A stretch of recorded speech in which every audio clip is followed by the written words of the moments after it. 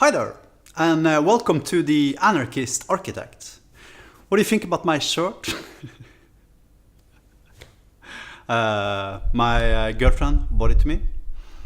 So, did Jesus die for your sins? What a weird question, right? I mean, 2.3 billion people are Christians. They're all taught that the entry criteria for becoming a Christian is to believe that Jesus was crucified and he died for your sins. He was resurrected on the third day and rose back up to heaven. Let's study that argument from a scientific point of view. I'm a software developer, so I tend to read stuff like really carefully, right? I mean, I tend to read source code, and source code is like absolute. So I happen to believe that me as a software developer, I have an eye for details, right? So I tend to read everything the same way I read software code, right? Okay, so what does the source tell us? Only developers will understand that connotation. Well, the source in regards to Jesus is obviously the Bible, and in fact it's the sole source. Well, the Bible tells us that Jesus spent between 6 and 9 hours on the cross. What does science tell us about crucifixion? Well, history tells us that the reasons why the Romans were using crucifixion was because it was particularly cruel form of punishment. So that's why they used it on guys such as Spartacus and, big high-time dissidents. Because by crucifying Spartacus, they scared the living crap out of all of his followers, such that nobody would follow him and do the same thing he did. And it actually took between 72 hours or 3 days, 3 to 5 days to die from crucifixion. That was the average for a normal, healthy man in his 30s. So it took between 3 to 5 days, right? Now, sometimes some Romans would show the criminal whom they had crucified compassion, and they would break the legs. You see, that's important to understand, because when you die from crucifixion, you're actually dying from suffocating. Because as your feet can no longer sustain the weight of your body, you fall down on the cross. And as you do, there's two bones here that closes your throat and makes it impossible for you to supply oxygen to your lungs. So what does the Bible tells us here? Well, the Bible actually explicitly tells us that the Roman guards, after the Long Friday, they broke the leg bones of both of the thieves that was crucified to the right and left side of Jesus, but they did not break the legs of Jesus. Because when the guard came to Jesus, he said, "Oh, this man is already dead.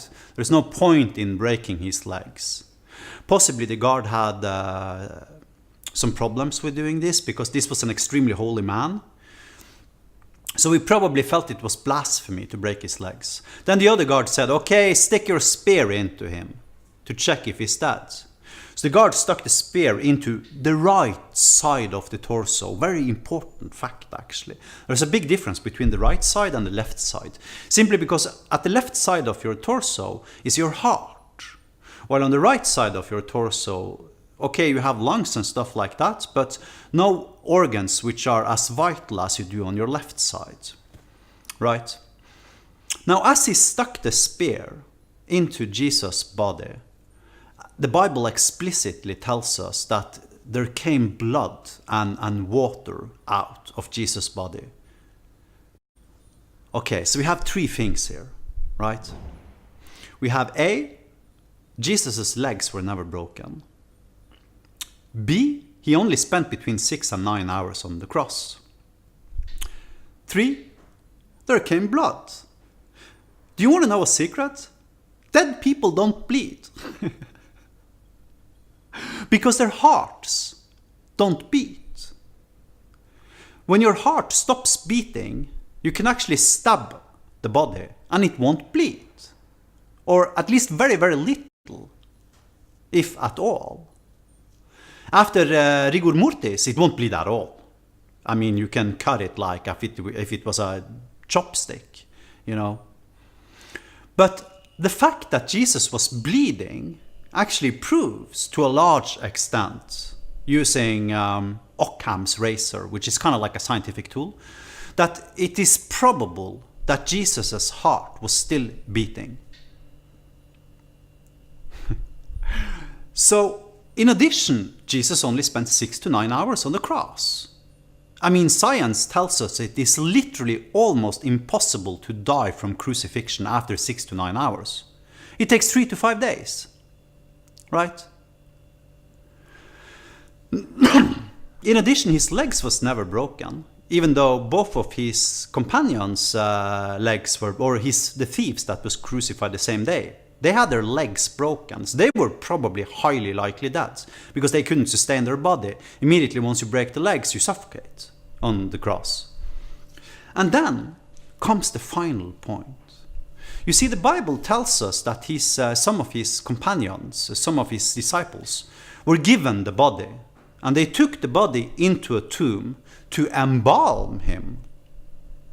And it actually even explicitly mentioned what herbs they brought with them into the tomb to embalm him.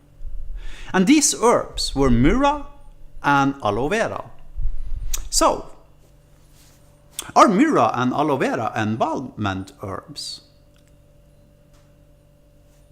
No. You know, it is impossible to embalm a person with aloe vera.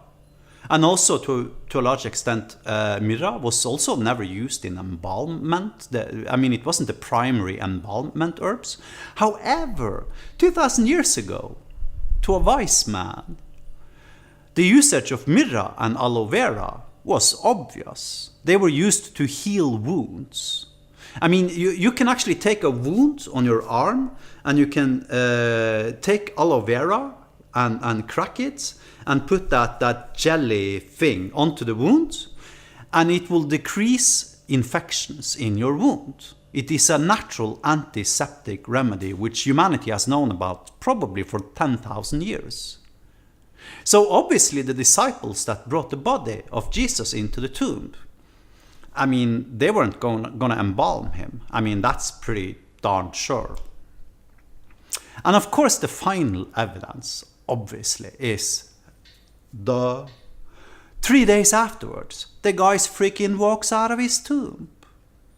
You know, what's the plausible explanation here? That's basically what Occam's razor means. What's the plausible explanation? Well, the plausible explanation is that the Catholic Church and the Pope is the Antichrist, and they have been lying for you for 2,000 years to hide the truth.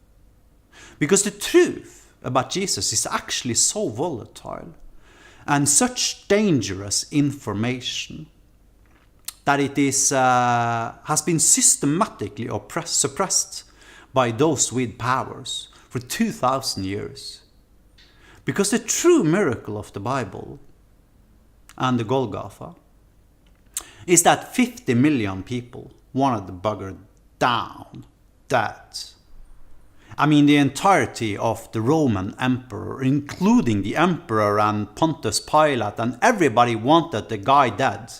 The Jews wanted him dead. The police wanted him dead. The Pharisees wanted him dead. The priesthood wanted him dead, and they captured him, and they nailed him to a cross, and they still couldn't freaking kill the bugger.